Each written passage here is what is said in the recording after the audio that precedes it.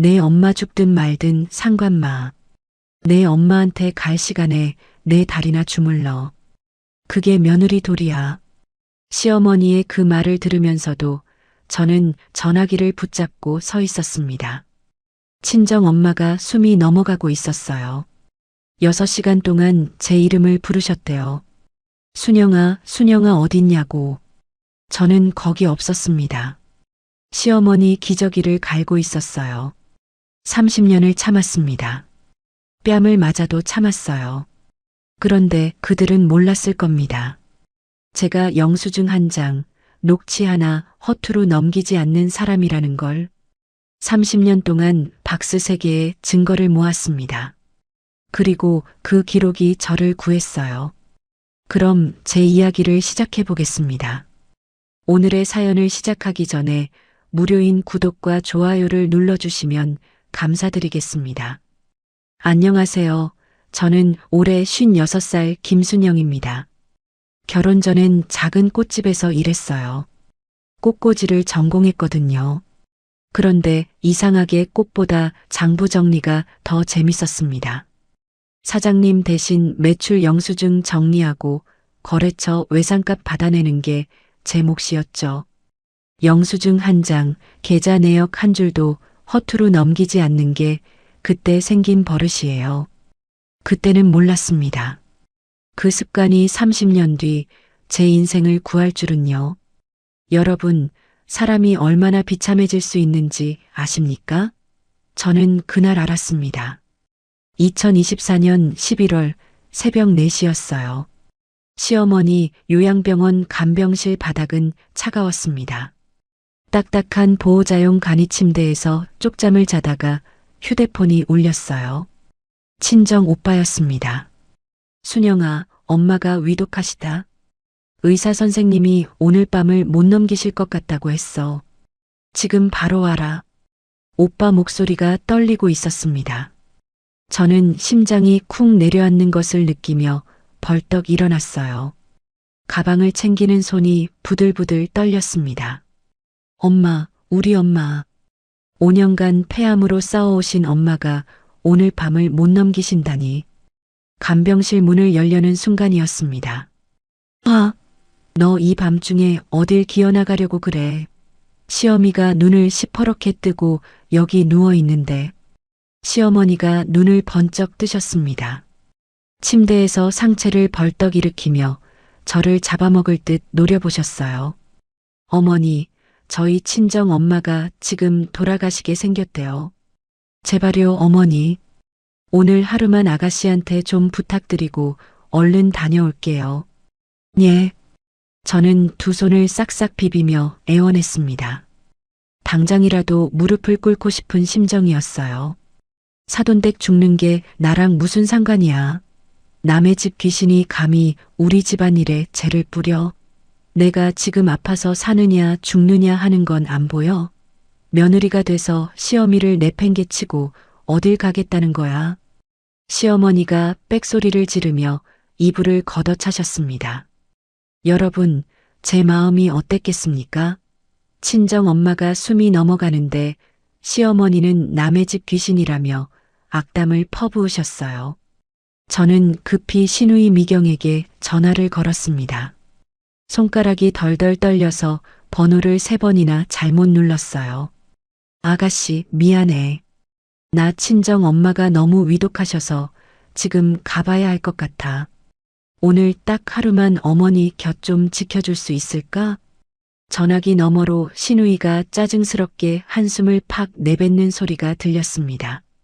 아유, 옳게 언니. 나 내일 백화점 VIP 세일 있는 거 몰라? 아침 일찍 나가야 한다고. 그리고 웃기네 정말. 언니가 며느리지 내가 며느리야?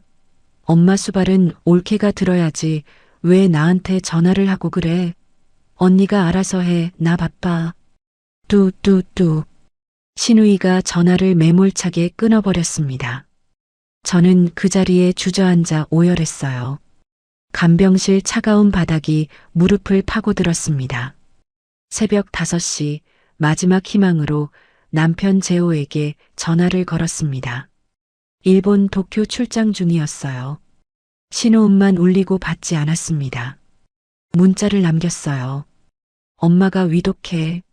시어머니가 못 가게 해. 도와줘. 답이 없었습니다. 간병실 복도 창문 너머로 동이 트고 있었습니다. 하늘이 붉게 물드는데 저는 발을 뗄 수가 없었어요. 가려면 가봐. 대신 그 발로 나가는 순간 이 집 문턱 다신 못 밟을 줄 알아. 내가 감히 시어미를 버려. 시어머니의 독한 협박이 귓전을 맴돌았습니다. 30년 시집살이가 제 발목을 붙잡았어요. 저는 그날 밤을 간병실에서 보냈습니다. 새벽 6시 23분 오빠에게서 문자가 왔습니다. 엄마 돌아가셨다. 마지막에 내 이름을 부르셨어. 순영아 어딨냐고. 우리 순영이 보고 싶다고. 6시간 동안 내 이름만 부르셨어. 저는 화장실로 뛰어갔습니다. 변기를 붙잡고 피가 섞인 위액을 토해냈어요. 위장이 뒤집히는 것 같았습니다. 엄마가 6시간 동안 제 이름을 부르셨대요. 그런데 저는 거기 없었습니다. 그날 오전 9시 겨우 남편과 통화가 됐습니다. 여보, 친정 엄마 돌아가셨어. 시어머니가 못 가게 해서 임종을 못 지켰어. 남편은 당장 출장을 취소하겠다고 했어요. 하지만 가장 빠른 비행기가 이틀 뒤에나 있었습니다. 저는 혼자서 장례식장으로 향했습니다. 장례식장에 도착하니 오빠와 올케가 서 있었어요. 오빠의 눈빛이 차가웠습니다. 순영아, 엄마가 마지막 6시간 동안 내 이름만 불렀어. 근데 넌 어디 있었어? 시어머니 간병이 엄마 임종보다 중요했냐? 저는 아무 대답도 하지 못했습니다. 영정 사진 앞에 무릎을 꿇었어요. 엄마 사진 속 얼굴이 흐릿하게 번졌습니다. 눈물 때문이었어요. 장례식 3일 동안 저는 한숨도 자지 못했습니다. 밤마다 엄마 목소리가 들렸어요. 순영아, 왜 안 와? 환청이었습니다. 조문객들 사이에서 수군거림이 들렸어요. 큰딸이 임종도 못 지켰대. 시어머니 간병한다고. 저는 화장실에 숨어 울다가 기절하듯 쓰러지기를 반복했습니다. 장례 마지막 날 남편 재호가 도쿄에서 도착했습니다. 저는 남편을 보자마자 쓰러지듯 안겼어요. 여보, 나 엄마 손 한 번 못 잡아봤어. 남편은 아무 말 없이 저를 안아주었습니다. 그의 양복에 제 눈물 자국이 번졌어요. 사흘 뒤 장례를 치르고 시댁으로 돌아왔습니다. 현관문을 여는데 손이 떨렸어요. 시어머니가 거실 한가운데 팔짱을 끼고 서 계셨습니다. 아주 상전 납셨네. 상전 납셨어. 3일이나 집구석을 비워? 내가 그동안 밥도 못 얻어먹고 얼마나 고생했는지 알아? 약은 누가 챙겨주고 뒷수발은 누가 들었는데. 요양보호사 그 옆편 내가 얼마나 일을 건성으로 하는지 내가 알기나 해? 저는 고개를 숙이고 있었습니다. 아무 말도 할 수가 없었어요. 내 엄마 죽은 게 내 잘못이야? 어차피 안말기라 죽을 날 받아놓은 사람이었잖아. 늦게 갔으나 일찍 갔으나 어차피 죽는 건 똑같은 거 아니야? 왜 나한테 성질이야, 성질이. 그 순간 머릿속이 하얘졌습니다. 똑같다고요? 엄마가 6시간 동안 제 이름을 부르셨는데 똑같다고요? 찰싹? 그때 시어머니의 손바닥이 제 뺨을 때렸습니다. 찰싹 하는 소리가 현관에 울렸어요. 이년 봐라. 눈을 왜 그렇게 떠. 내년이 시험이 병간호는 팽개치고 죽은 내 엄마한테 가서 실컷 효녀 노릇하고 왔어. 시어미한테는 불효하는 년이 어디서 효녀 행세야. 두 번째 손이 날아왔습니다. 저는 신발장에 머리를 부딪히며 쓰러졌어요. 코에서 피가 흘러내렸습니다.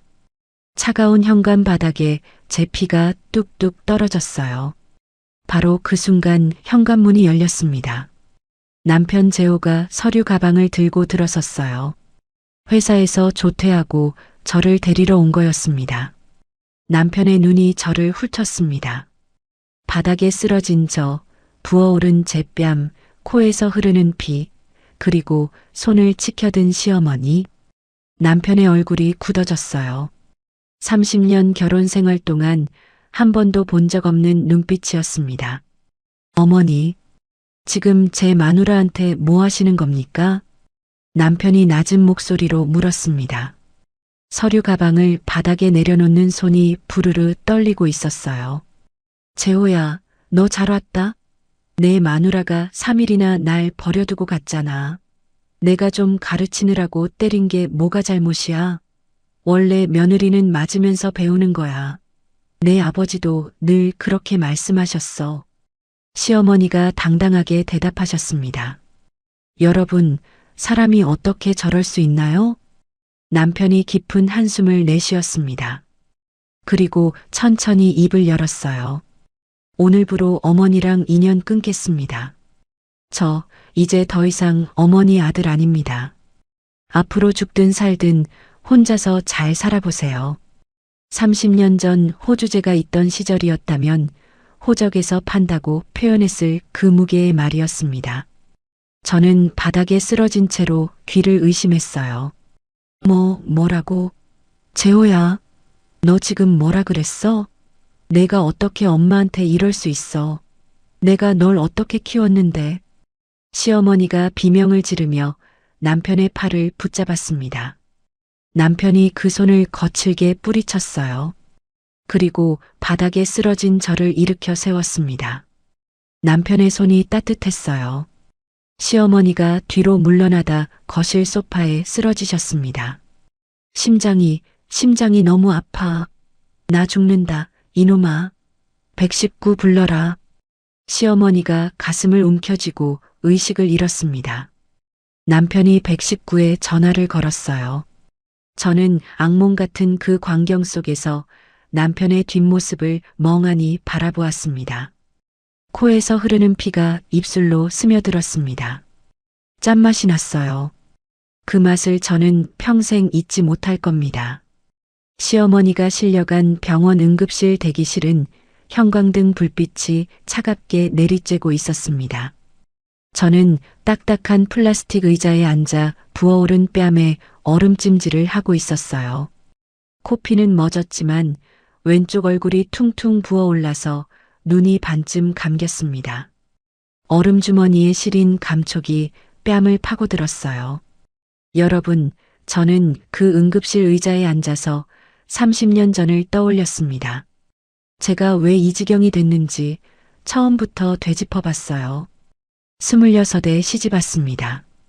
전문대에서 꽃꽂이를 전공하고 작은 꽃집에서 일하던 저를 남편 재호가 좋아해줬어요. 그런데 시집 온 첫날 시어머니는 저를 위아래로 훑어보셨습니다. 우리 재호는 서울대 나온 귀한 아들이야. 내가 복받은 거 알아? 전문대 나온 주제에. 그때부터였습니다. 저는 부족한 며느리가 됐어요. 신혼 첫 달부터 시어머니는 매주 주말 우리 집에 오셨습니다. 청소 상태를 점검하러요. 장롱 위에 손가락을 문질러 먼지가 묻으면 손가락을 제 눈앞에 들이미셨어요. 이게 살림이야? 내가 재호 혼자 살 때 일주일에 2번은 와서 청소해줬는데 꽃이나 만지던 애가 살림을 알겠어? 여러분, 그 손가락 끝에 묻은 먼지가 아직도 눈에 선합니다. 결혼 3개월 만에 저는 위염 진단을 받았어요. 밥만 먹으면 속이 쓰렸습니다. 결혼 5년 차에 딸 서연이를 낳았습니다. 분만실에서 나오는데 시어머니가 복도에 서 계셨어요. 딸이네. 왜 아들을 못 낳아? 재호 집안대 누가 이어? 산후조리원 대신 시댁에서 조리하라고 하셨습니다. 산후 7일 만에 시아버지 제사상을 차렸어요. 전 1마리, 동태전, 육전, 나물 5가지. 부엌에서 기름 냄새를 맡으며 전을 부치다가 눈앞이 캄캄해졌습니다. 정신을 차려보니 기름 묻은 부엌 바닥에 쓰러져 있었어요. 요즘 젊은 것들은 왜 이리 약해? 내가 애 셋 낳고 바로 논에 나갔어. 시어머니가 혀를 차셨습니다. 저는 그날 자궁출혈로 병원에 다시 실려갔어요. 의사 선생님이 고개를 저으셨습니다. 산모가 너무 무리했습니다. 자칫하면 큰일 날 뻔했어요. 그런데 시어머니는 병문안 오셔서 뭐라고 하셨는지 아십니까? 그래서 제사상은 누가 치워? 재호가 혼자 다 했어. 여러분, 제 마음이 어땠겠습니까? 자궁에서 피가 쏟아지는데 시어머니는 제사상 걱정을 하셨어요. 서연이가 3살 되던 해 저는 작은 꽃집을 열고 싶었습니다. 전공도 살리고 돈도 벌고 싶었어요. 남편에게 조심스럽게 말을 꺼냈습니다. 그런데 시어머니 귀에 들어갔어요. 며느리가 밖에서 돈 벌면 집안 망하는 거야. 내가 번 돈으로 내 아들 밥 먹일 거야? 남편도 시어머니 편을 들었습니다. 어머니 말씀 들어. 괜히 스트레스 받지 말고. 저는 그렇게 꿈을 접었습니다. 꽃집 대신 시어머니 간병이 제 일이 됐어요. 시어머니 간병은 10년 전부터 시작됐습니다. 당뇨, 고혈압에 퇴행성 관절염까지 겹치셨어요. 처음에는 한 달에 100만 원 정도 들었습니다. 병원비 50만 원, 약값 20만 원, 영양제랑 이것저것 30만 원. 그런데 시어머니 상태가 점점 나빠지셨어요. 최근 3년은 한 달에 200만 원이 넘게 들었습니다. 요양병원비 120만 원, 기저귀값 24만 원, 간식비, 용돈까지 합치면요. 10년 동안 제가 쓴 돈이 1억 8천만 원이에요.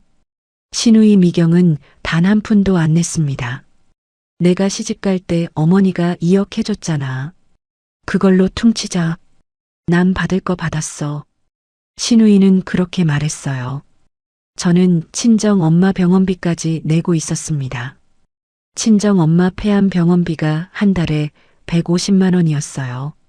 결국 결혼 20주년에 넣어둔 적금 3천만 원을 깼습니다. 그래도 모자라서 제 암보험까지 해약했어요. 남편 재호는 뭘 했냐고요? 회사 일이 바쁘다고 했습니다.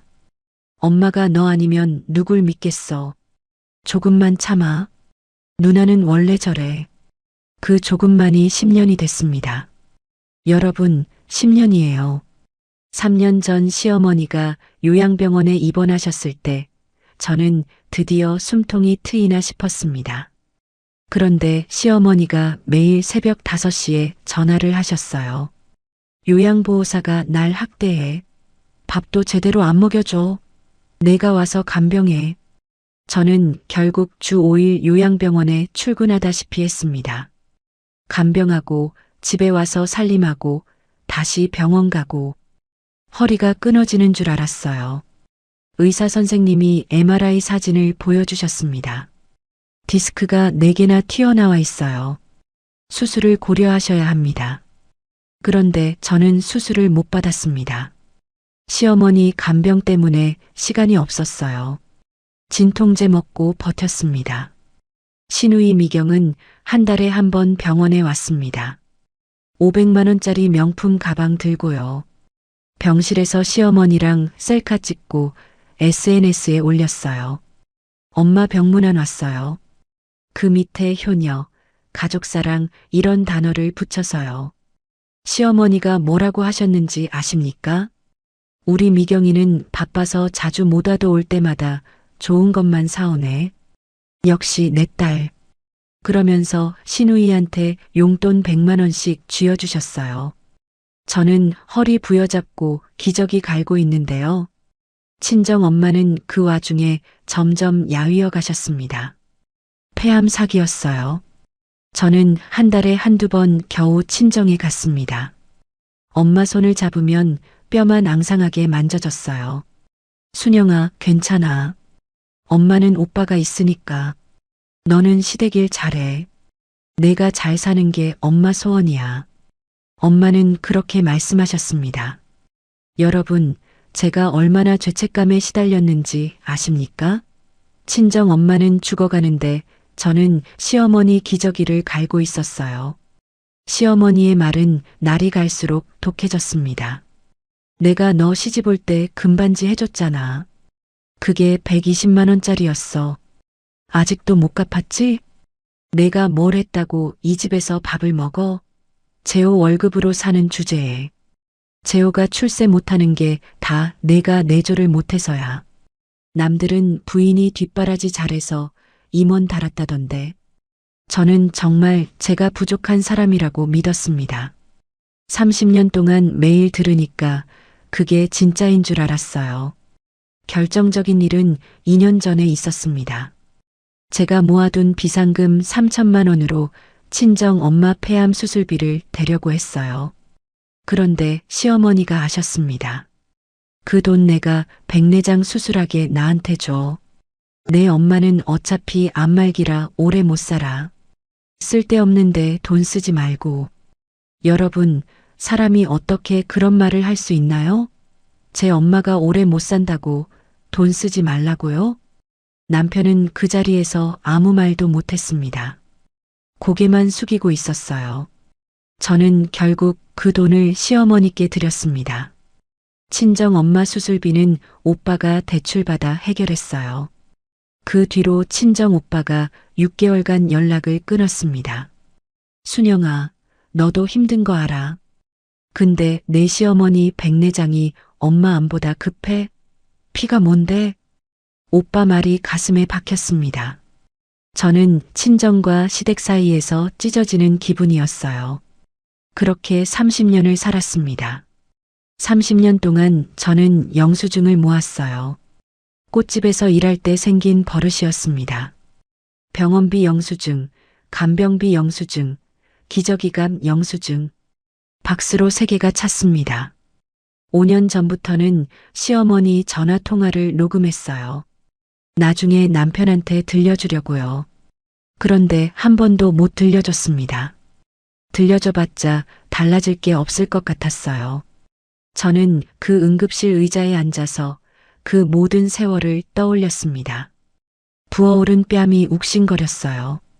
이게 30년의 결과구나. 친정 엄마 임종도 못 지키고 시어머니한테 뺨 맞고 이게 제 30년이었습니다. 바로 그때 응급실 문이 벌컥 열렸습니다. 신우이 미경이 800만 원짜리 명품 가방을 들고 들어왔어요. 하이힐 굽소리가 딱딱 울렸습니다. 야, 박순영. 신우이가 저를 보자마자 달려들었습니다.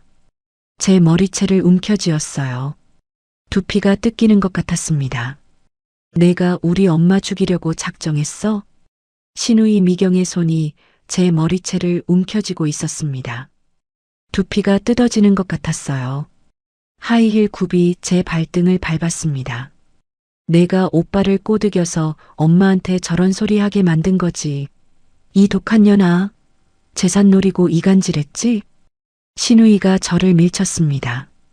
저는 대기실 의자에 부딪혀 넘어졌어요. 부어오른 뺨이 의자 모서리에 닿았습니다. 눈앞에 별이 번쩍했어요. 남편 재호가 사이에 끼어들었습니다. 누나, 지금 뭐 하는 거야? 아내 뺨 때린 건 어머니야. 누나가 봤어야 했어. 신우이가 남편을 밀쳤습니다. 남편이 휘청거렸어요. 뺨 좀 맞았으면 어때? 며느리가 시어미한테 맞을 수도 있는 거지. 내가 어릴 때 엄마한테 얼마나 맞았는데. 응급실 의료진이 달려왔습니다. 경비원까지 출동하는 소란이 벌어졌어요. 신우이는 경비원에게 붙잡히면서도 소리쳤습니다. 이거 끝 아니야. 법적으로 갈 거야. 신우이가 시어머니 병실로 들어갔습니다. 저는 찢어진 블라우스 단추를 붙잡고 대기실 의자에 주저앉았어요. 손이 부들부들 떨렸습니다. 다음 날 아침 시어머니가 퇴원하셨습니다. 담당 의사 선생님이 말씀하셨어요. 스트레스성 실신이었습니다. 심장은 81세 치고 아주 건강하세요. 협심증도 없고 부정맥도 없습니다. 시어머니는 휠체어에 앉아 병원 복도에서 저를 노려보셨습니다. 낮은 목소리로 말씀하셨어요. 내가 이 치욕을 내년한테 반드시 갚아줄 거야. 두고 봐라. 시어머니는 신우이 집으로 가셨습니다. 신우이 남편은 사업가였어요. 강남에 40평 아파트를 갖고 있었습니다. 신우이가 시어머니를 부축하며 차에 태웠어요. 엄마, 우리 집에서 지내면서 전현한테 복수하자. 내가 법무사 알아볼게. 저는 그 뒷모습을 멍하니 바라봤습니다. 복수라니. 제가 뭘 잘못했다고 복수를 한다는 건지. 일주일 뒤였습니다. 동네 슈퍼에 장을 보러 갔어요. 배추 한 포기 집어들었는데 갑자기 주변이 조용해졌습니다. 사람들이 저를 쳐다보고 있었어요. 수군거리는 소리가 들렸습니다. 평소 친하게 지내던 옆집 아주머니가 다가왔습니다. 순영 씨, 시어머니가 동네방네 소문 내고 다니던데. 무슨 소문이요? 며느리가 바람 피우다 걸려서 시어머니가 혼냈더니 아들을 꼬드겨서 부모를 버리게 했다고. 심지어 시어머니 통장에서 돈도 빼돌렸다고. 저는 손에 들고 있던 배추를 떨어뜨렸습니다. 다리에 힘이 풀려서 진열대를 붙잡았어요. 바람을 피웠다고요? 돈을 빼돌렸다고요? 여러분, 제가 30년 동안 한 짓이 뭔지 아십니까? 시어머니 기저귀 갈고 병원비 내고 욕먹으면서 간병한 게 전부예요. 그런데 제가 바람 피우고 돈 빼돌린 년이 됐습니다. 그날 저녁 아파트 부녀의 단체 대화방에 글이 올라왔습니다. 남편이 휴대폰을 보여줬어요. 백삼동 박순영 씨 아시죠? 시어머니 돈 빼돌리고 남편 꼬드겨서 시어머니 버리게 한 사람이래요. 댓글이 줄줄이 달렸습니다. 헐 충격, 저런 사람이 우리 아파트에 얼굴에 철판을 깔았네. 저는 손이 떨려서 휴대폰을 놓쳤습니다. 바닥에 떨어진 휴대폰 화면에 댓글이 계속 올라오고 있었어요. 시어머니는 친척들에게도 전화를 돌리셨습니다. 남편 사촌 형, 고모, 이모까지 전화가 왔어요. 재호야, 네가 부모한테 그럴 수 있냐? 그 며느리 무슨 여우 같은 년이래? 시어머니 재산 노리고 이간질했다며? 큰 고모는 직접 우리 집에 찾아왔습니다. 현관문을 열자마자 남편 멱살을 잡았어요. 내 애비 산소에 면목이 있어서 이러는 거야. 당장 어머니한테 사과하고 모셔와. 안 그러면 제사 때 오지 마. 남편은 아무 말도 못했습니다. 큰 고모가 나간 뒤 소파에 털썩 주저앉았어요. 손으로 얼굴을 감싸고 한숨을 내쉬었습니다. 신우이 미경은 SNS에 글을 올렸습니다. 저는 SNS를 안 하지만 딸 서연이가 보여줬어요. 오빠가 엄마를 버렸습니다. 올케가 재산 노리고 이간질했습니다. 제 엄마는 충격으로 쓰러져 입원 중입니다. 정의로운 분들의 공유 부탁드립니다. 3일 만에 그 글이 온라인 커뮤니티 여러 곳에 퍼졌습니다. 댓글이 수천 개 달렸어요. 저런 부부는 신상 털어야 한다. 불효자식 지옥 간다. 회사 어디냐 신고하자. 여러분, 저는 그 댓글들을 보면서 손이 떨렸습니다. 제가 뭘 잘못했는지 모르겠어요. 30년 동안 시어머니 모시고 친정 엄마 임종도 못 지키고 뺨까지 맞았는데 저는 나쁜 년이 됐습니다. 남편 회사에도 소문이 퍼졌습니다. 인사팀장이 남편을 회의실로 불렀어요. 박 부장, 요즘 인터넷에 도는 그 글 봤는데 사실이야?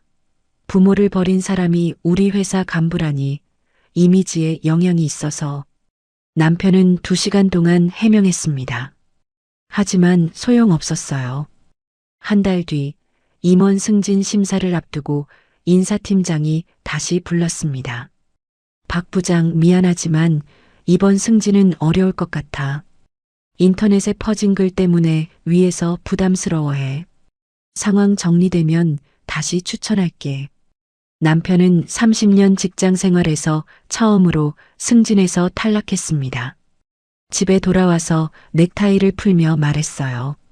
순영아, 30년 다녔는데, 임원까지 바라봤는데, 저는 아무 말도 못했습니다. 제 때문인 것 같았어요. 2주 뒤 시어머니가 더 큰 공격을 해왔습니다.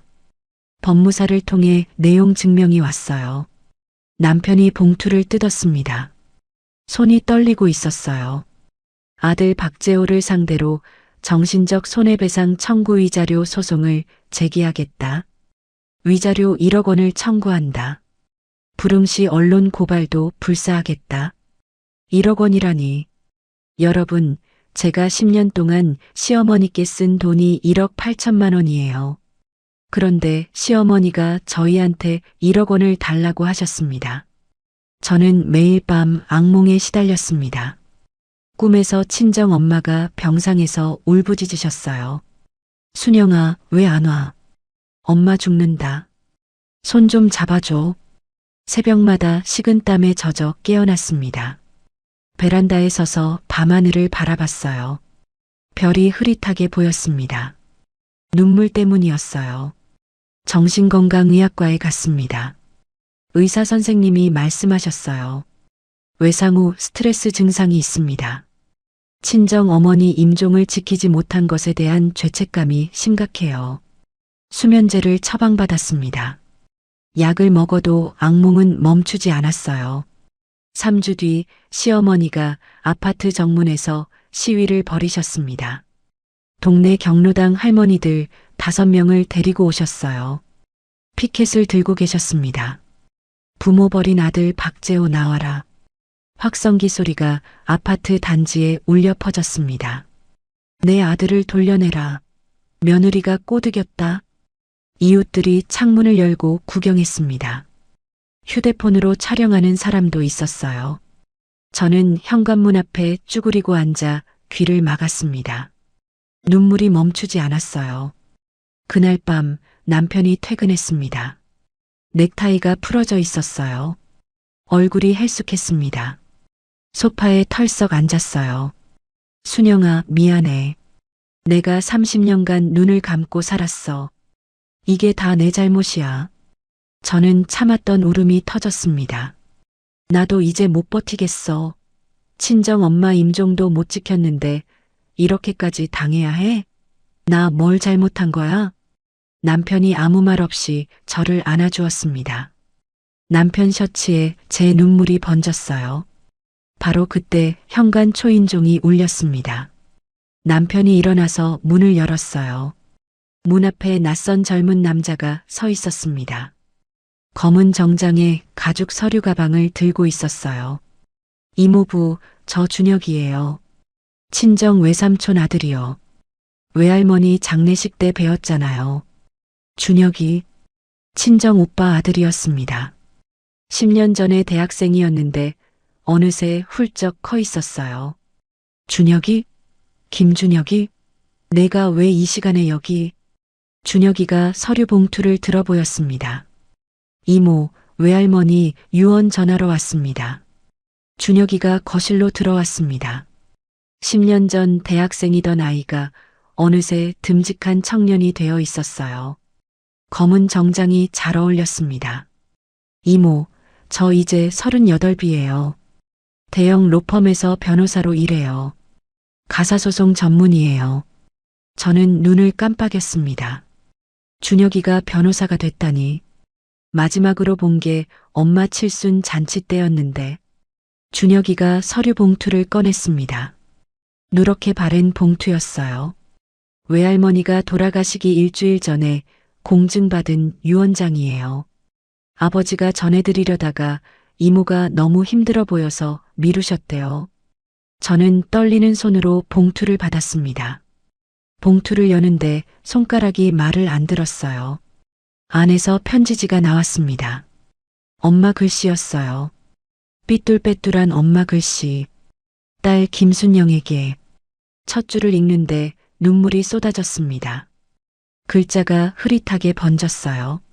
내가 시집살이 하느라 고생한 거 다 알아. 미안하다. 엄마가 모아둔 신논현역 인근 상가 1개와 예금 8천만 원을 내게 남긴다. 이제 내 인생을 살아라. 저는 편지를 붙잡고 오열했습니다. 엄마가 저한테 상가를 남기셨대요. 저는 임종도 못 지켰는데 6시간 동안 제 이름을 부르셨는데 저는 거기 없었는데 편지 뒷면에 글이 더 있었습니다. 준혁이한테 부탁해뒀어. 내가 힘들 때 꼭 도와주라고. 엄마 장례식 날 준혁이가 약속했단다. 우리 순영이 지켜주겠다고 준혁이가 말했습니다. 이모, 외할머니가 마지막에 제 손을 잡고 말씀하셨어요. 순영이 꼭 지켜라. 그의 시집살이가 얼마나 힘든지 모른다라고요. 저 이거 무료로 할 거예요. 시어머니 소송 제가 다 맡을게요. 여러분, 제 마음이 어땠겠습니까? 엄마는 돌아가시면서도 저 걱정을 하셨어요. 저는 임종도 못 지켰는데 엄마는 저를 지켜주려고 하셨어요.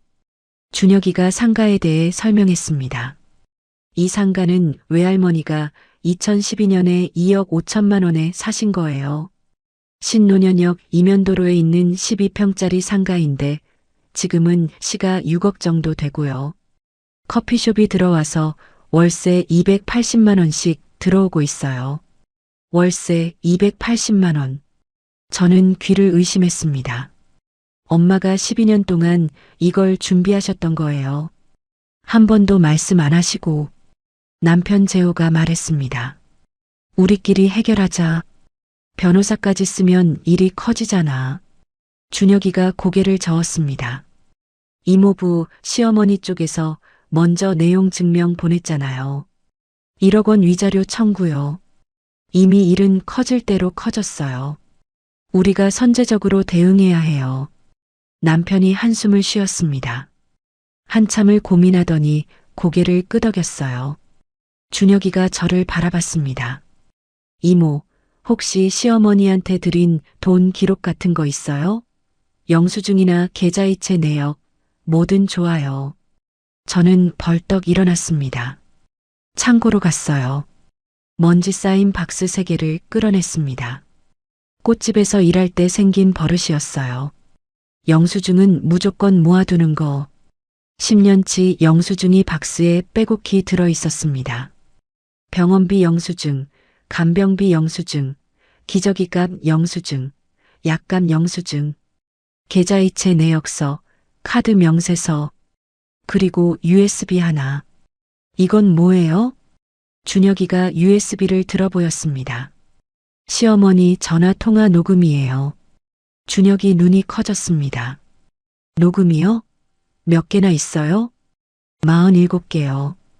5년 전부터 녹음했어요. 저는 왜 녹음을 시작했는지 설명했습니다. 시어머니가 너무 심한 말씀을 하셔서요. 나중에 남편한테 들려주려고 녹음을 시작했어요. 근데 한 번도 못 들려줬어요. 들려줘봤자 달라질 게 없을 것 같아서 그냥 제 마음의 증거로 남겨둔 거예요. 준혁이가 USB를 꼭 쥐었습니다. 이모, 이거 대단한 거예요. 법적으로 대화 당사자가 녹음한 건 증거 능력이 있어요. 이 정도 증거면 역고소 충분히 가능해요. 다음 날 저녁 준혁이가 다시 왔습니다. 퇴근하고 바로 온 것 같았어요. 넥타이가 풀어져 있었습니다. 손에 서류 뭉치를 들고 있었어요. 이모, 영수증이랑 계좌이체 내역 다 정리해봤어요. 준혁이가 서류를 펼쳤습니다. 숫자가 빼곡했어요. 10년간 시어머니한테 들어간 돈을 정리해봤어요. 처음 7년은 월 100만 원 안팎이었고 최근 3년은 월 200만 원이 넘었어요. 총 순수 지출이 1억 8천만 원이에요. 시어머니 연금에서 일부 충당된 것 빼고요. 1억 8천만 원. 숫자로 보니까 실감이 났습니다. 기저귀 한 팩에 2만 원, 일주일에 3팩, 한 달이면 기저귀 값만 24만 원, 요양병원비 월 120만 원, 약가, 간식비, 용돈. 10년이면 그렇게 되는 거였어요. 준혁이가 노트북을 꺼냈습니다. USB를 꽂았어요. 녹음 파일 들어볼게요. 스피커에서 시어머니 목소리가 흘러나왔습니다. 3년 전 통화였어요.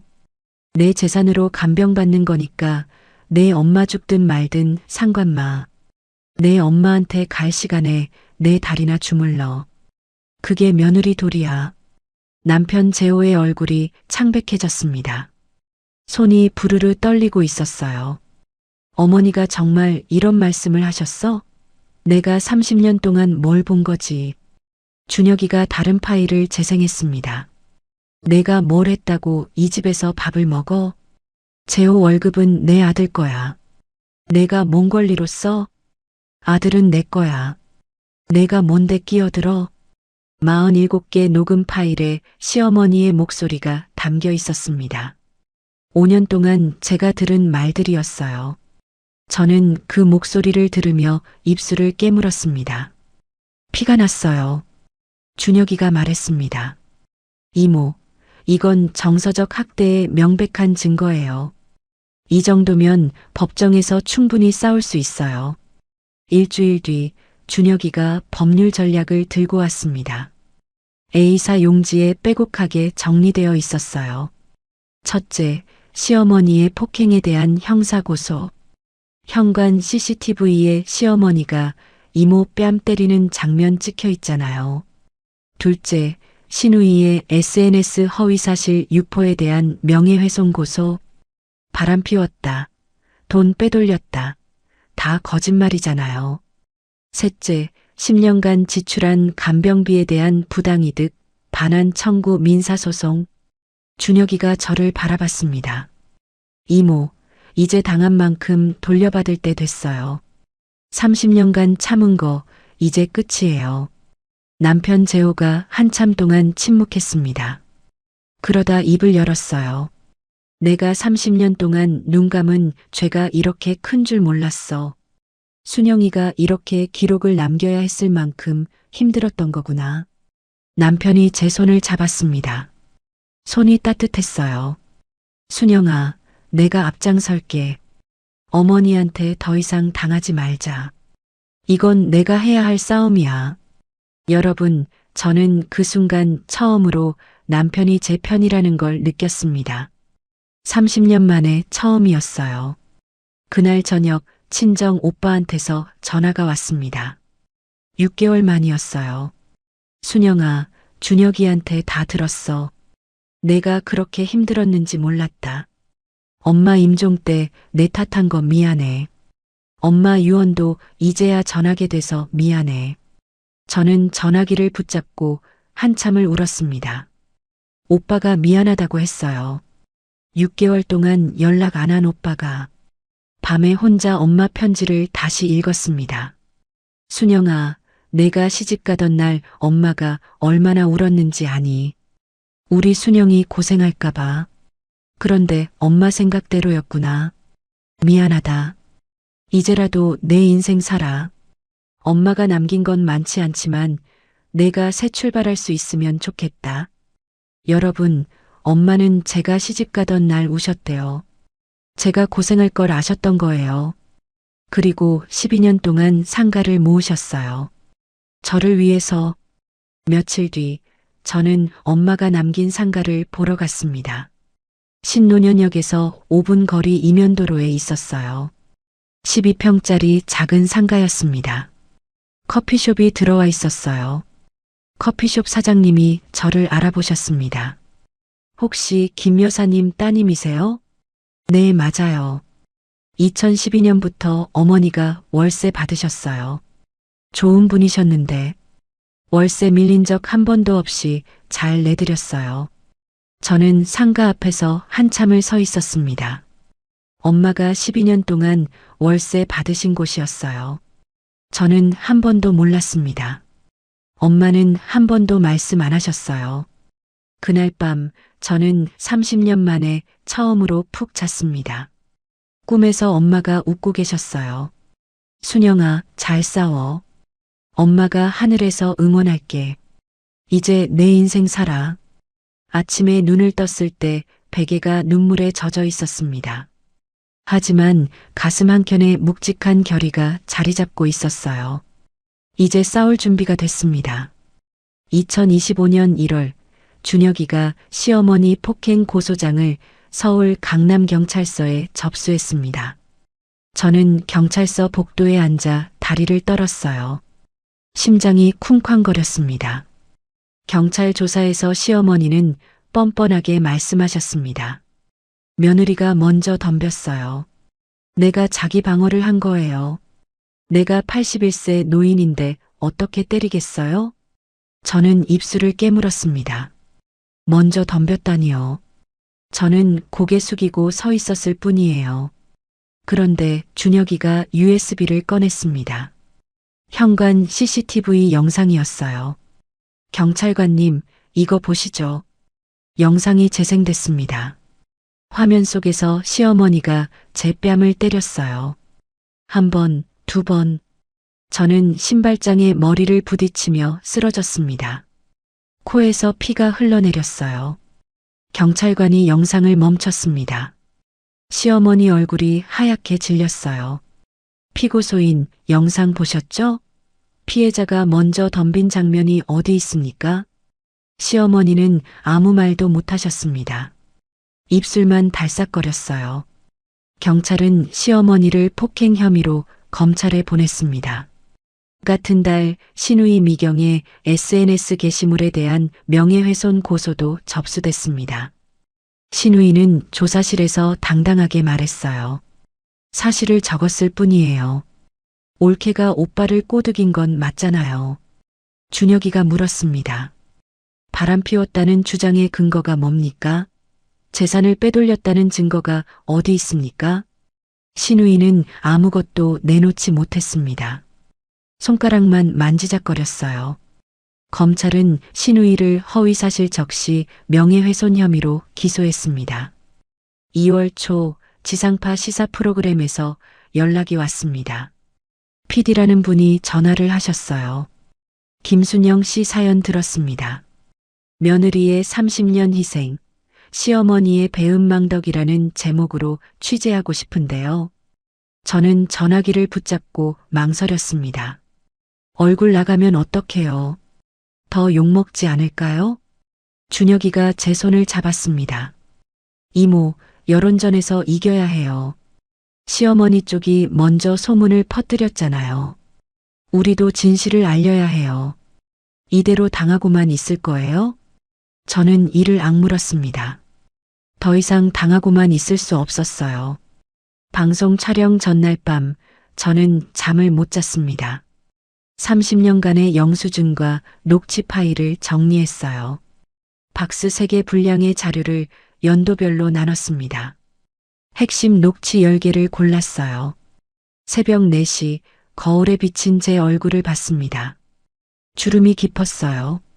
눈 밑에 다크서클이 내려앉아 있었습니다. 이게 30년의 결과구나. 방송 당일 저는 모자이크 처리 없이 얼굴을 공개하기로 했습니다. 떨리는 손으로 마이크를 잡았어요. 저는 30년간 시어머니를 모셨습니다.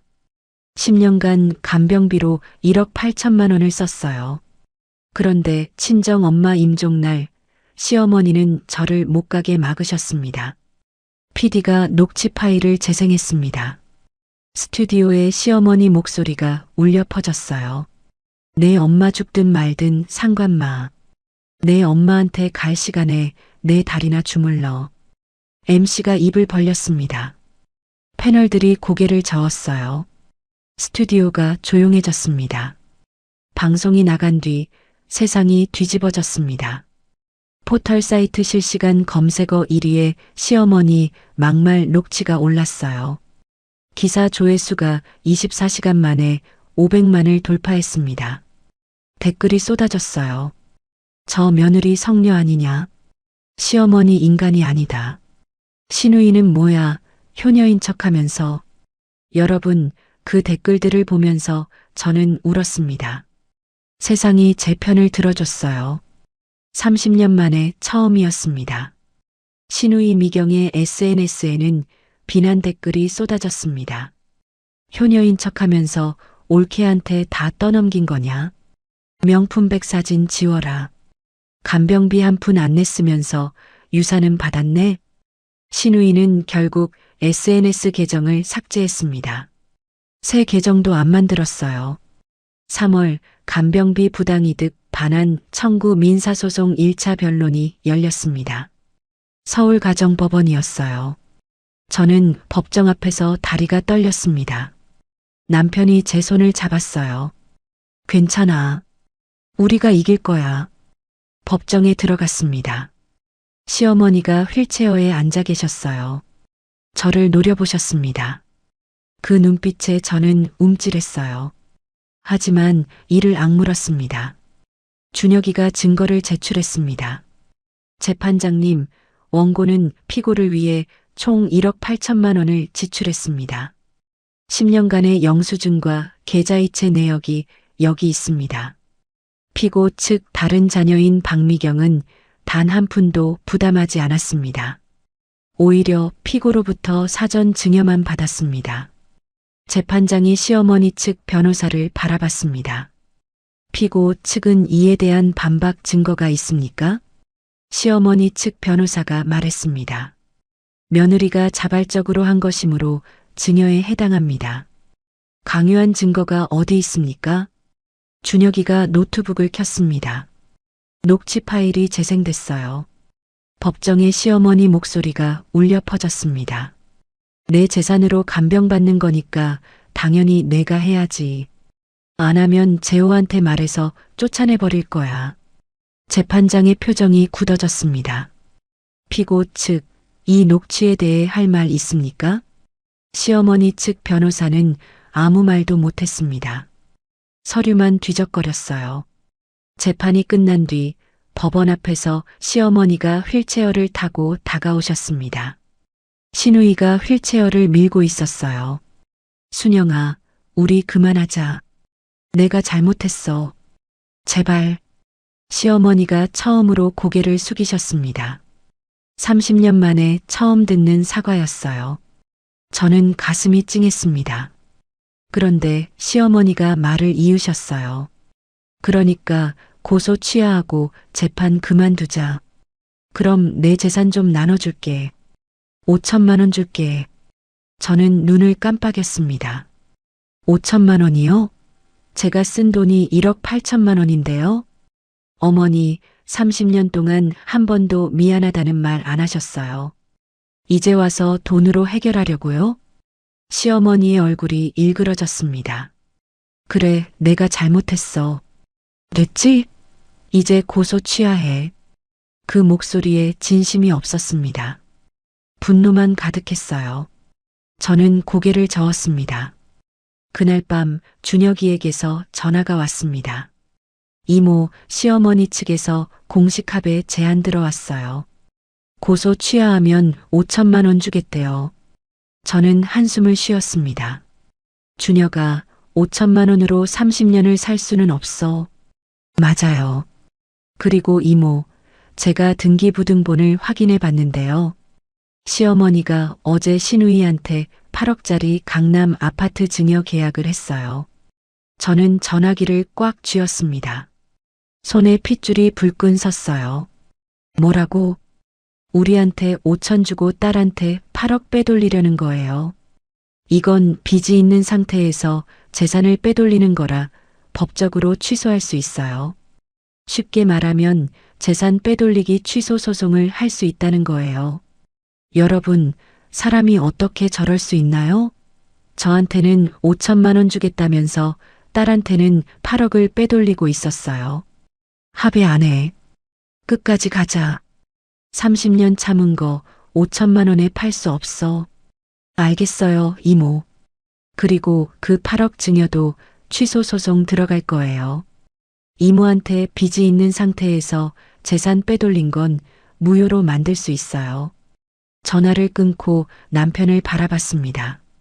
여보, 우리 끝까지 가는 거야. 나 이제 안 물러서. 남편이 제 손을 잡았습니다. 알았어. 나도 각오했어. 어머니가 저러시는 건 더 이상 못 봐줘. 저는 주먹을 불끈 쥐었습니다. 손톱이 손바닥을 파고들었어요. 2025년 5월 어느 날 아침이었습니다. 남편 재호가 출근 준비를 하고 있었어요. 넥타이를 매는데 갑자기 손을 멈췄습니다. 순영아, 가슴이 아파. 남편이 가슴을 움켜쥐며 현관에서 쓰러졌습니다. 저는 비명을 질렀어요. 손이 떨려서 휴대폰 버튼을 제대로 누를 수가 없었습니다. 여보, 정신 차려. 119에 전화했습니다. 구급차가 올 때까지 5분이 영원 같았어요. 남편 얼굴이 하얗게 질려 있었습니다. 식은땀이 이마를 타고 흘러내렸어요. 병원 응급실에서 의사 선생님이 말씀하셨습니다. 스트레스성 협심증입니다. 혈관이 일시적으로 수축한 거예요. 큰 수술은 필요 없지만 당분간 절대 안정이 필요합니다. 최소 2주 입원하셔야 합니다. 저는 응급실 복도에 주저앉았습니다. 다리에 힘이 풀렸어요. 여러분, 제 마음이 어땠겠습니까? 내가 소송을 진행해서 남편이 스트레스를 받은 건가? 내가 잘못한 건가? 그 생각이 머리를 맴돌았습니다. 위가 쓰리기 시작했어요. 10년 전 위험이 시작됐을 때처럼요. 남편이 입원한 지 3일 뒤 딸 서연이가 퇴근길에 병원에 왔습니다. 아버지 병실에서 나온 서연이가 저를 바라봤어요. 엄마, 할머니한테서 연락받았어. 저는 가슴이 철렁했습니다. 할머니가 뭐래? 할머니가 우시면서 그러셨어. 내 아빠가 엄마를 버렸다. 할머니, 이제 죽을 것 같다. 서연아, 내가 좀 말려줘라고. 엄마, 진짜 이렇게까지 해야 해? 서연이 눈에 눈물이 고여 있었습니다. 저는 가슴이 찢어지는 것 같았어요. 딸한테까지 이런 말을 들어야 하나. 저는 서연이를 병원 휴게실로 데려갔습니다. 자판기에서 커피 2잔을 뽑았어요. 떨리는 손으로 서연이한테 건넸습니다. 서연아, 엄마가 왜 이러는지 설명해 줄게. 30년 동안 못한 얘기야. 저는 처음으로 다 털어놓았습니다. 외할머니 임종을 못 지킨 이유, 시어머니께 드린 1억 8천만 원, 새벽마다 걸려오던 전화, 뺨을 맞은 날의 일, 악몽에 시달리는 것까지. 서연이가 눈을 크게 떴습니다. 엄마가 그렇게 살았어? 나는 몰랐어. 왜 말 안 했어? 말해서 뭐해? 너한테 짐 지우기 싫었어. 서연이가 한참 동안 아무 말 없이 커피만 마셨습니다. 그러다 입을 열었어요. 그래도 할머니는 할머니잖아. 81세 노인이야. 엄마가 너무 매정한 것 같아. 아빠도 저렇게 쓰러졌는데 소송까지 해야 해? 저는 가슴에 못이 박히는 것 같았습니다. 서연아, 30년 동안 참았어. 더 이상은 못 참아. 서연이는 고개를 저었습니다. 커피컵을 테이블에 내려놓고 병원을 나갔어요. 뒷모습이 흔들렸습니다. 일주일 뒤 시어머니가 서연이를 따로 만났다는 걸 알게 됐습니다. 강남의 고급 한정식집이었대요. 1인분에 8만 원짜리. 엄마, 할머니가 엄마 욕은 안 하고 그냥 많이 우셨어. 나보고 아빠 좀 설득해달라고. 할머니가 내 손을 잡고 서연아, 할머니 편 좀 들어줘라고 하셨어. 서연이가 미안한 표정을 지었습니다. 저는 치가 떨렸어요. 시어머니가 손녀까지 이용하고 있었습니다. 하지만 서연이한테 화를 낼 수는 없었어요. 서연이는 몰랐으니까요. 남편은 병원에서 퇴원한 뒤에도 회복이 더뎠습니다. 계단만 올라도 숨이 찼어요. 밤마다 식은땀을 흘렸습니다. 베개가 젖어서 매일 베갯니들 빨아야 했어요. 회사에서 전화가 왔습니다. 인사팀장이었어요. 박 부장, 상황이 어려우면 명예퇴직 고려해보는 게 어떻겠나? 회사도 사정이 있어서. 남편이 전화를 끊고 소파에 털썩 주저앉았습니다. 손으로 얼굴을 감쌌어요. 내가 30년 다닌 회사에서 이렇게 쫓겨나게 생겼어. 임원까지 바라봤는데 다 이 상황 때문이야. 남편이 처음으로 제 앞에서 눈물을 보였습니다. 어깨가 들썩였어요. 저는 남편을 안아줬습니다. 당신 탓 아니야. 우리가 이긴 다음에 새로 시작하면 돼. 입으로는 그렇게 말했지만 마음속에는 두려움이 밀려왔습니다. 설상가상으로 신우이 미경이 또 공격을 해왔습니다. 남편 사업체 명의로 된 블로그에 글을 올렸어요.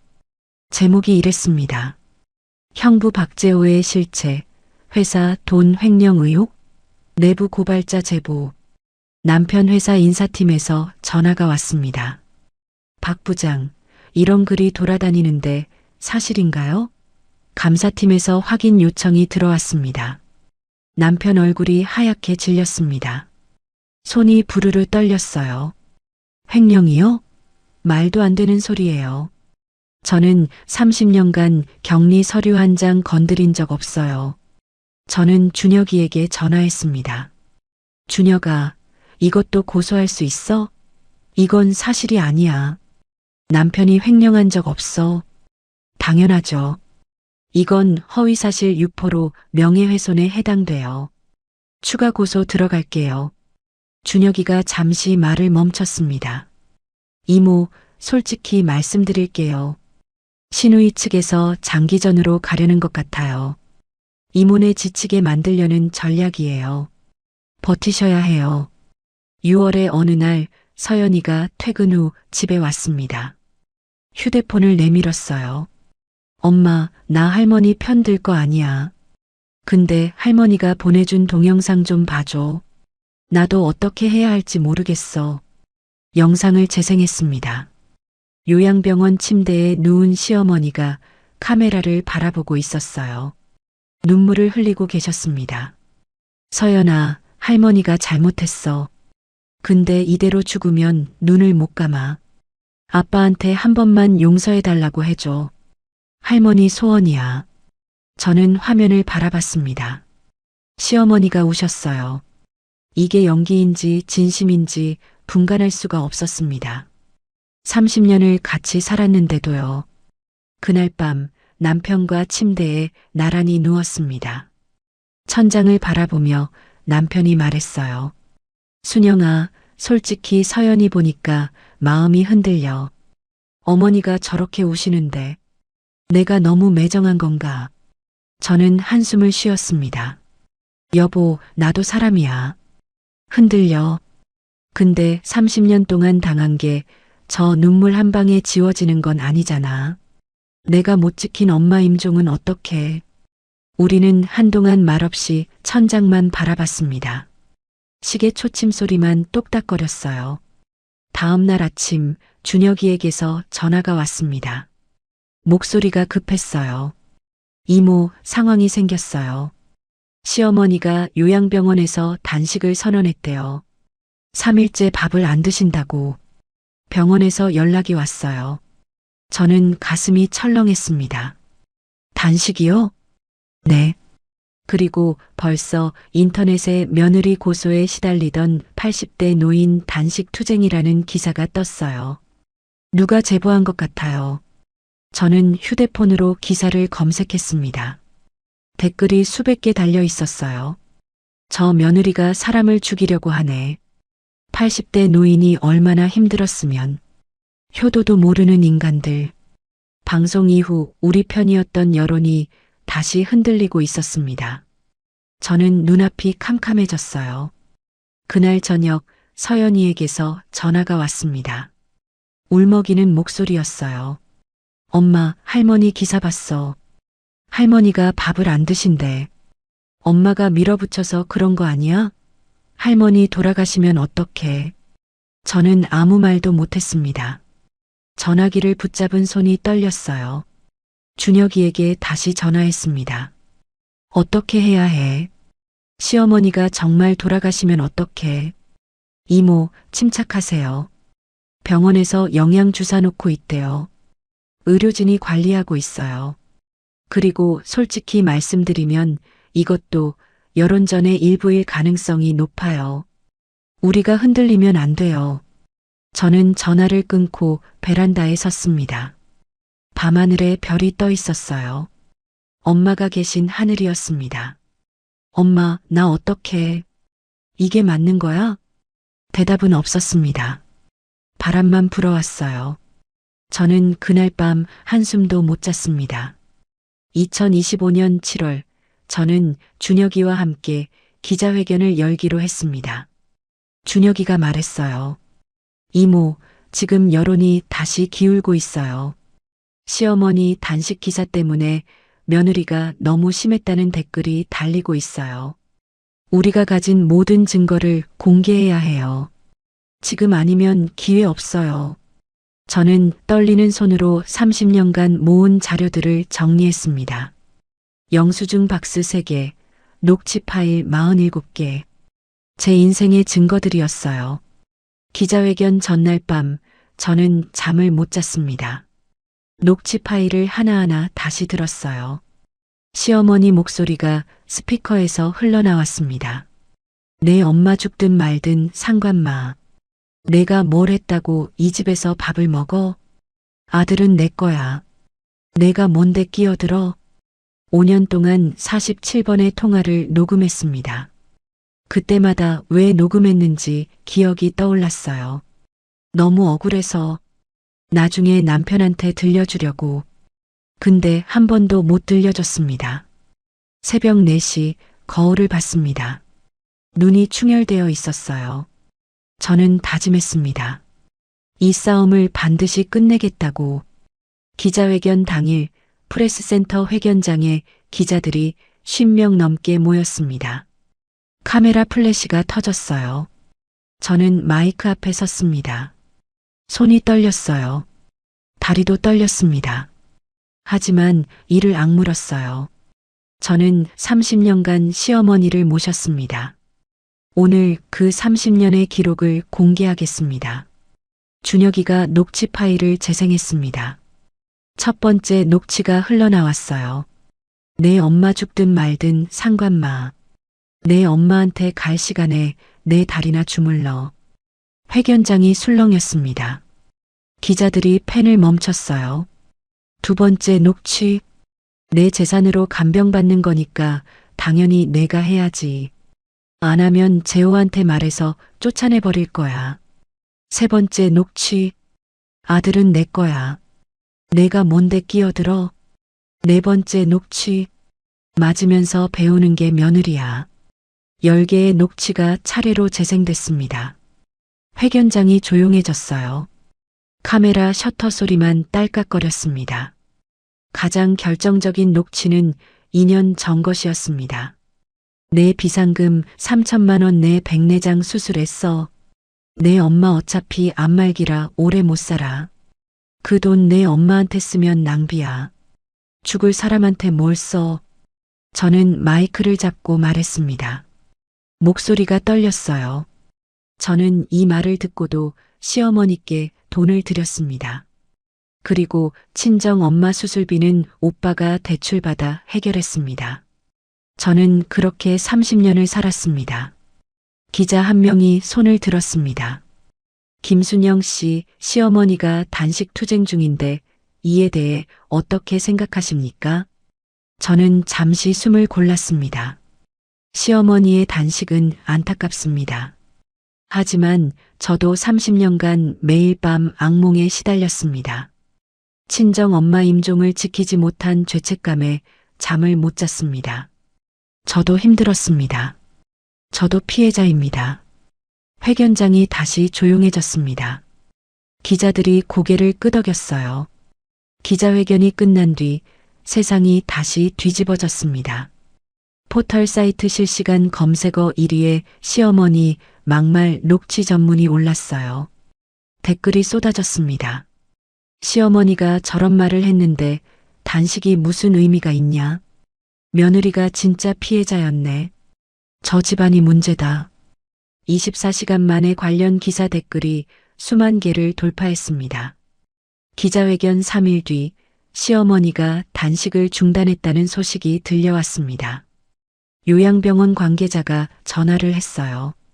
기자회견 방송을 보신 뒤에 밥 줘라고 말씀하셨습니다. 준혁이가 말했습니다.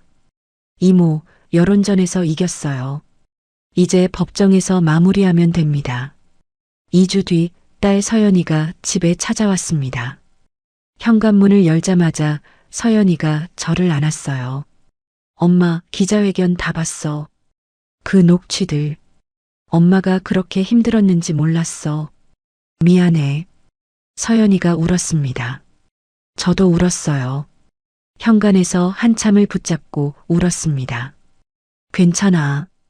너는 몰랐으니까. 서연이가 눈물을 닦으며 말했습니다. 할머니한테 연락 끊을게. 엄마 편이야. 외할머니 임종도 못 지키게 한 거 용서 안 돼. 여러분, 그 말을 듣는데 가슴이 뜨거워졌습니다. 딸이 제 편이 돼줬어요. 2025년 가을 모든 재판이 마무리 단계에 접어들었습니다. 첫째, 시어머니 폭행건. 벌금 300만 원 약식 명령이 확정됐습니다. 둘째, 신우이 명예훼손건. SNS 게시물과 횡령 의혹 블로그 글 2건 합쳐서 벌금 700만 원에 합의금 5천만 원을 받았습니다. 셋째, 간병비 부당이득 반환 청구. 재판부가 판결문을 읽었습니다. 원고의 주장을 대부분 인정한다. 피고는 원고에게 1억 2천만 원을 지급하라. 저는 법정에서 눈물을 흘렸습니다. 10년간 쓴 돈 1억 8천만 원 중에 1억 2천만 원을 돌려받게 됐어요. 결정적인 건 시어머니가 신우이한테 빼돌린 8억 아파트였습니다. 재산 빼돌리기 취소 소송에서 우리가 이겼어요. 재판부가 말했습니다. 채무자가 채권자에 대한 채무가 존재하는 상황에서 유일한 부동산 재산을 제3자에게 증여한 것은 채권자를 해하려는 의도가 명백하다. 신우이 미경은 8억짜리 강남 아파트를 토해내야 했습니다. 10월의 어느 날 신우이에게서 전화가 왔습니다. 울먹이는 목소리였어요. 순영아, 제발 봐줘. 나 이 아파트 없으면 남편한테 쫓겨나. 남편 사업도 안 되고 있어. 이혼당할 것 같아. 저는 전화기를 귀에 대고 잠시 침묵했습니다. 30년이 스쳐 지나갔어요. 올케가 며느리지 내가 며느리야? 나 내일 백화점 VIP 세일이야. 신우이가 했던 말들이 귓전을 맴돌았습니다. 언니, 나도 30년간 도움을 청했어요. 제발 간병 좀 같이 하자고. 언니는 한 번도 안 들어줬잖아요. 이제 언니가 감당할 차례예요. 저는 전화를 끊었습니다. 손이 떨리지 않았어요. 11월 모든 것이 정리된 뒤 저는 시어머니가 계신 요양병원을 찾아갔습니다. 마지막으로 할 말이 있었어요. 시어머니는 휠체어에 앉아 창밖을 바라보고 계셨습니다. 늦가을 하늘이 파랗게 펼쳐져 있었어요. 제가 병실 문을 열고 들어가자 고개를 돌리셨습니다. 예전에 그 사나운 눈빛은 사라지고 없었어요. 주름진 얼굴에 피로만 가득했습니다. 저는 시어머니 앞 의자에 앉았습니다. 어머니, 저 마지막으로 한마디만 하러 왔어요. 시어머니가 아무 말 없이 저를 바라봤습니다. 30년 전 제가 시집 올 때 어머니가 우리 재호 잘 부탁해라고 하셨어요. 저는 그 말 지켰어요. 근데 어머니는 며느리 잘 부탁한다는 말 한 번도 안 하셨죠. 저도 누군가의 딸이었어요. 이제 저는 제 인생 살겠습니다. 어머니도 편히 지내세요. 저는 자리에서 일어났습니다. 뒤도 돌아보지 않고 병실을 나왔어요.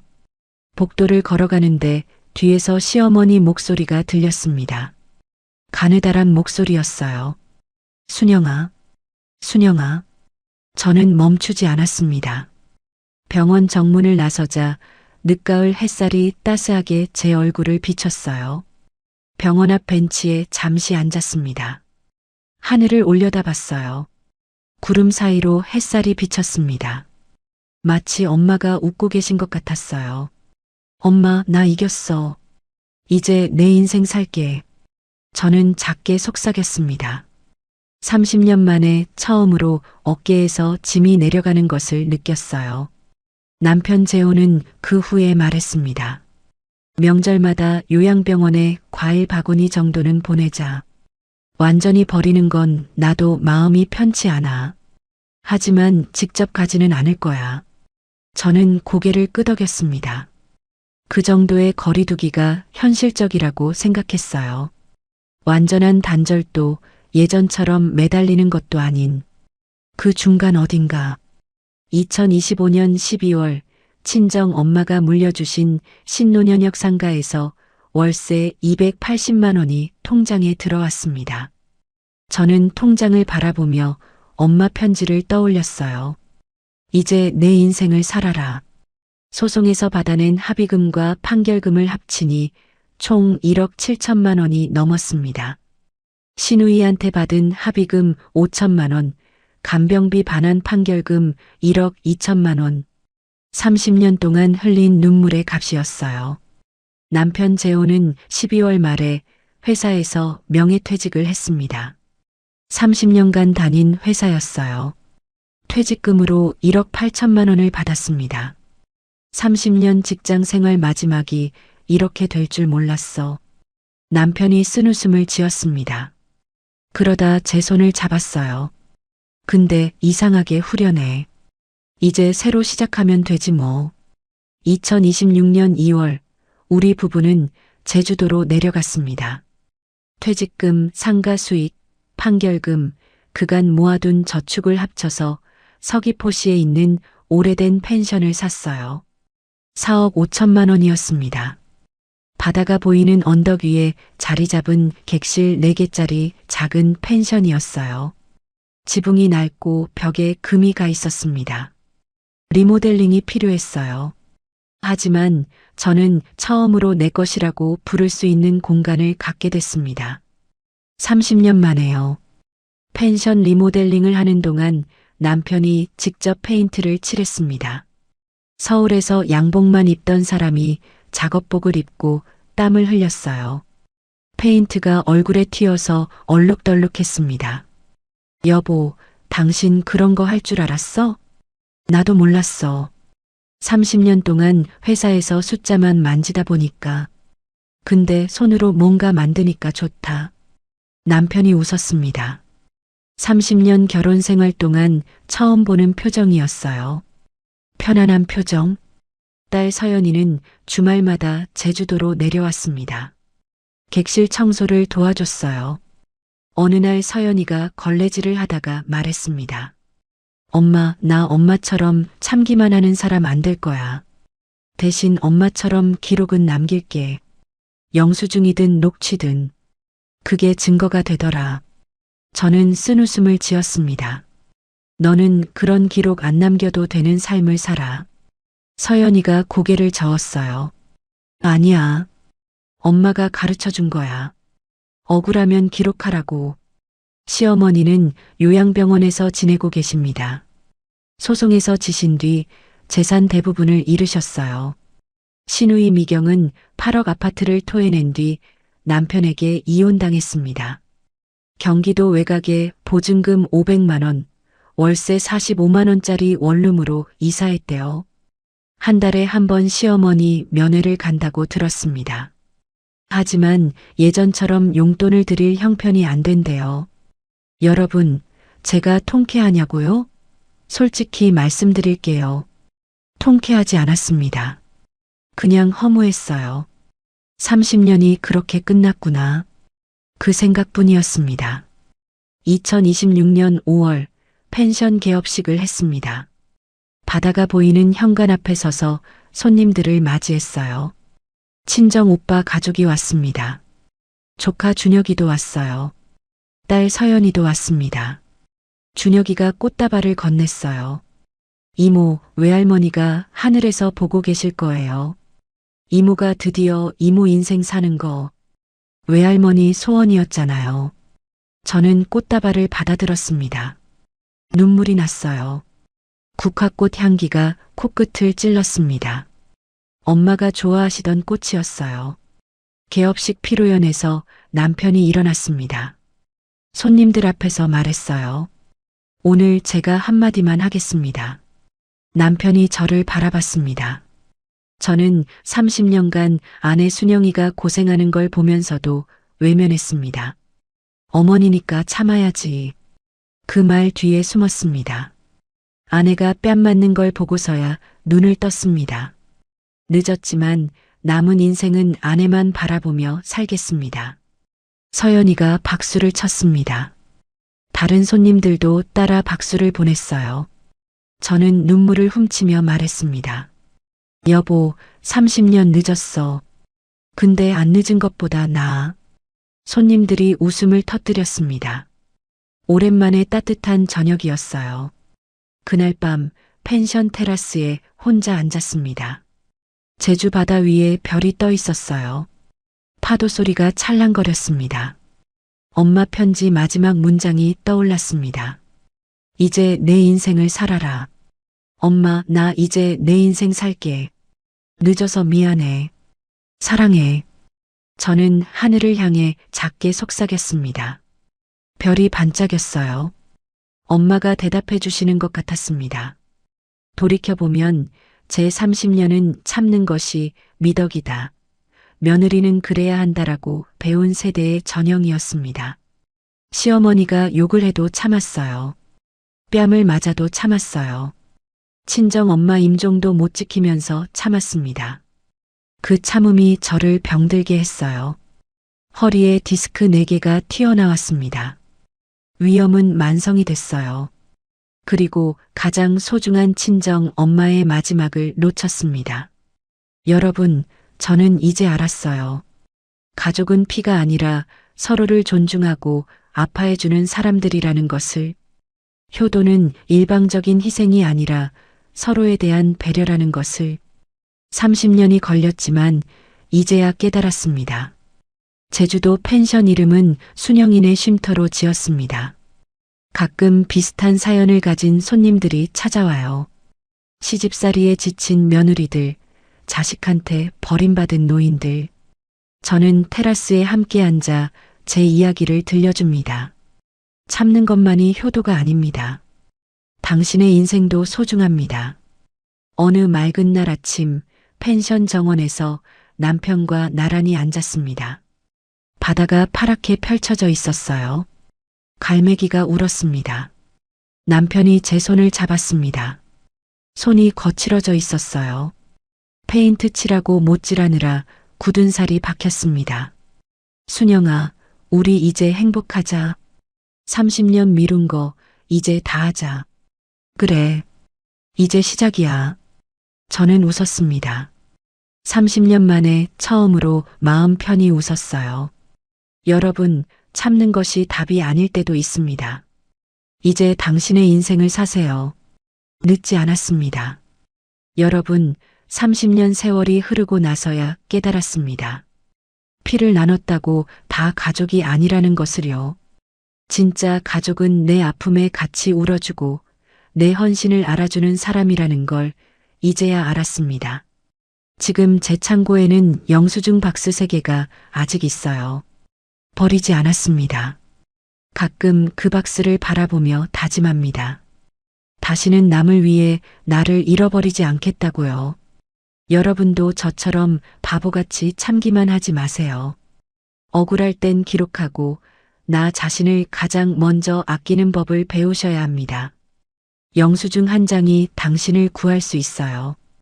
혹시 지금 이 순간에도 혼자 소갈이하며 눈물 짓는 분이 계신다면 제 이야기가 작은 위로와 용기가 되었기를 진심으로 바랍니다. 이야기를 끝까지 들어주신 분이 계시다면 어디서 듣고 있는지 댓글 하나만 남겨주세요. 감사합니다.